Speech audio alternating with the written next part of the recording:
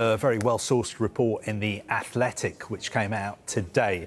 I would start off by saying that Pep Guardiola has a contract at Manchester City until the summer of 2027, and Enzo Maresca has a contract at Chelsea until the summer of 2029, and Chelsea also have an option to extend that by a further year.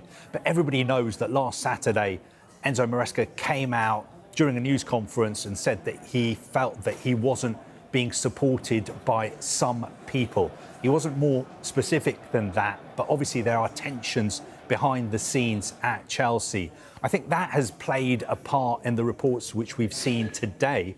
Also, the fact that Enzo Maresca has switched agents. A couple of months ago, he moved agents, and he's now represented by Jorge Mendes, one of the biggest agents in world football, somebody who also has a very good relationship with the sporting director at Manchester City. I think we are entering the realm of hypotheticals. If one day Pep Guardiola was to leave Manchester City, would Enzo Maresca be one of the candidates to replace him? I think definitely, because he's done a good job at Chelsea, and also because historically he has links with Manchester City, having worked there previously. Who stands to lose more from this situation? Is it Chelsea or is it Enzo Maresca? I think it'll just be Maresca, because we are talking about Chelsea being one of the most coveted jobs, I would say, in European football. But the one thing you can't throw at Maresca is he's not capable at this level. We're talking about Manchester United tonight and Ruben Amorim. We're going to speak to him later in the next part. And there's still that question mark. Is he capable of coaching at the highest level against the best coaches in the Premier League? We don't know. I wouldn't say that about Maresca.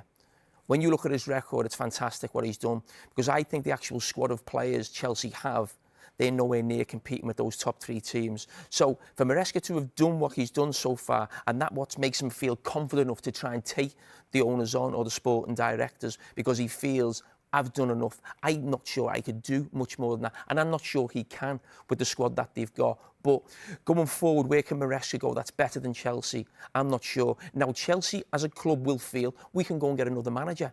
They could. Could they get someone better than Maresca? Maybe.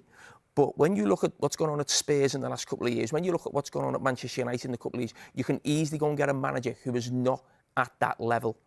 Maresca can go up against any manager, as he's proved, that it's Pep Guardiola, Arne Slot, Barcelona, the Champions League. He's more than capable tactically and as a top coach. Do you think that show of support we saw from sections of the fans last night singing his name in the Cardiff game, will that hold any sway with the hierarchy?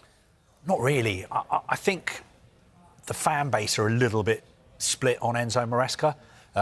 The fans last night, those are the hardcore fans who go to away games. They're almost like the sort of old school fans. There are other fans as well who are not convinced that he's the right person for Chelsea, necessarily doesn't get Chelsea, doesn't play the Chelsea way. They don't like the tactics. They don't like all the rotation, although that is not just down to him. So I wouldn't say the fan base are 100% behind him, but I think Chelsea fans in the main do accept the fact that he's doing a difficult job pretty well. And he's made Chelsea world champions. They won a European trophy. They got back into the Champions League. And last night, they got into the third semi-final under him in just 18 months. Yeah, actually, we just saw his record there. It's not too shabby at all, is it? What, 61% win rate? Danny's won a couple of trophies already. They're what, fourth in the Premier League at the moment. Would you say he's doing a good job? Yeah, he's definitely steadied the ship from the last 2-3 managers they had previously. They obviously didn't last too long. What he's done, he's worked at Pep Guardiola, under Pep Guardiola at Manchester City, and Pep's probably got control of everything. He's probably looking at that and going, that's what I want. I want a little bit of that. And he probably feels he's done enough to maybe earn that. But Chelsea and Man City are two total different clubs. They're ran really differently, and yeah, he's just fighting that little battle at the moment. Listen, he might get that power, but I think you've got to win a few more trophies to do so. I mean, one thing you can't say is that, you know, whether it's him or the sporting director or whatever, but financially in the transfer windows, he's been backed. He has been backed. I mean, Chelsea have spent a lot of money. They've got a model where they buy young players. that sometimes makes his job more difficult, because you would think most managers, head coaches would want more experienced players in their squad as well, but he's had to buy into that. I think sometimes there's been tension behind the scenes when it's come to recruitment as well. For instance, at the start of this season, when Levi Colwill was injured, it looks like he was going to be out for the whole season.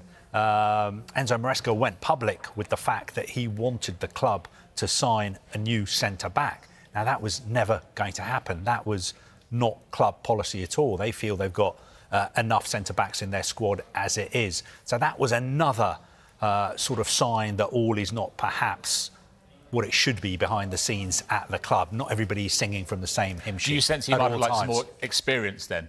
The ability to bring in some more experienced heads into that? I mean, I can't speak for him, but I think he would want more of a say when it comes into recruitment.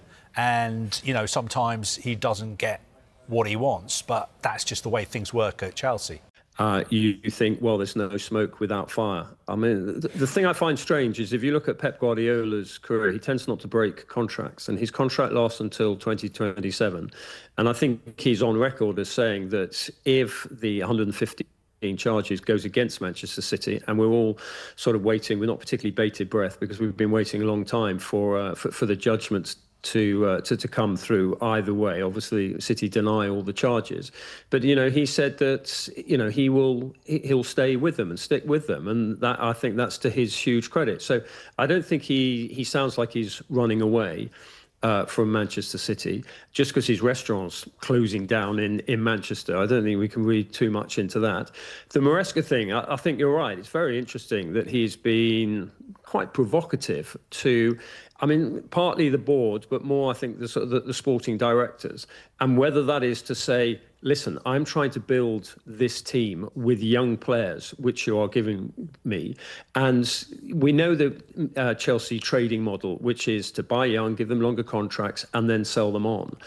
But to actually build a team that's capable of winning the title, you're going to need an experienced centre-half. You're going to need some more strengthening in certain positions.